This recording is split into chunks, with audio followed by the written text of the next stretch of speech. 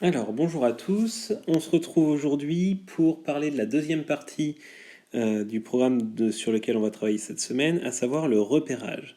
Donc pour ça, je vous ai demandé d'installer une application que vous allez trouver dans le catalogue qui s'appelle Repérage. Donc quand vous l'ouvrez, vous avez déjà trois options sur un axe, dans un plan ou dans l'espace. Moi, ce que je vous encourage, c'est commencer à faire un petit entraînement sur un axe pour vous souvenir. Ça, c'était des notions de sixième et de début de cinquième. Donc vous pouvez faire un petit essai. Quelle est l'abscisse du point P? Donc là, par exemple, on voit que l'abscisse du point P... non, j'ai fait une bêtise. C'est donc 1,5. Je vérifie, c'est la bonne réponse. Etc. Donc ça, c'est sur un axe gradué, c'est-à-dire qu'on peut aller que dans une seule direction. La deuxième option, c'est dans un plan. Donc si je clique, on me propose le repère classique. Et donc là, il faut dire que les coordonnées du point C, c'est donc 0 selon le premier axe et moins 2 suivant le deuxième axe. Donc ça, ce sont des choses qu'on a déjà vues, donc je ne vais pas revenir dessus. Plus 8, moins 3, il est là. Là où ça va devenir compliqué, ça va être pour le repérage dans l'espace. C'est-à-dire que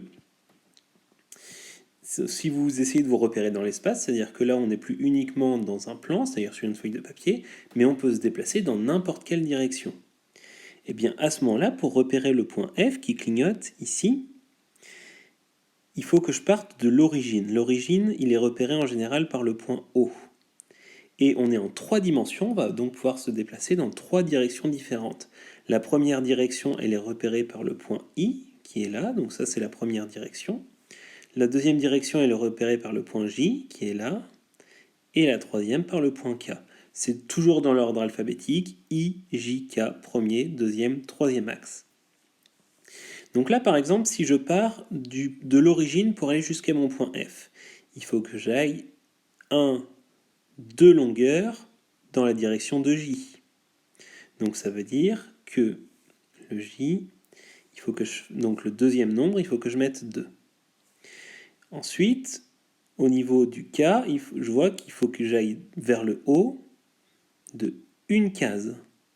Donc ça veut dire que le troisième, c'est une case. Et est-ce que je me suis déplacé dans la direction de J?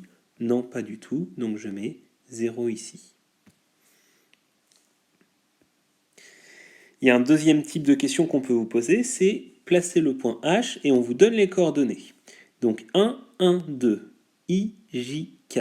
Donc 1 suivant le I, donc je vais jusqu'ici. Ensuite 1 suivant le J, je vais jusque là. Et 1 suivant le K, je monte jusque là. Donc mon point, il sera ici. Oh le boulet. J'ai fait 1, 1, 1 au lieu de 1, 1, 2. Bon, bah tant pis, j'aurai une mauvaise réponse.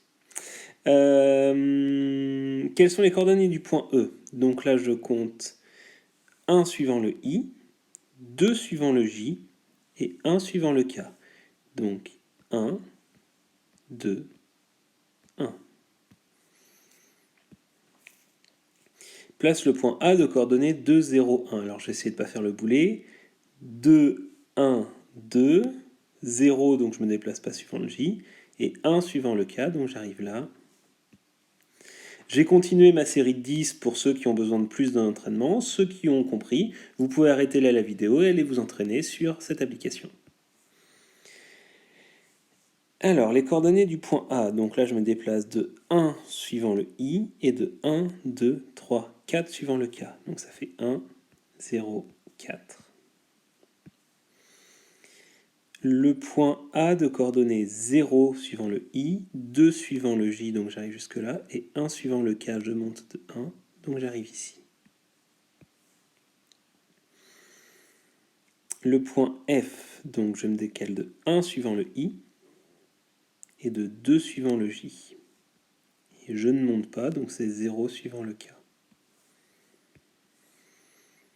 Placez le point H de coordonnées 2, 1, 0. 1, 2, 1, 0. Donc je suis ici. Les coordonnées du point B. 1, 1, 2, 3, 1.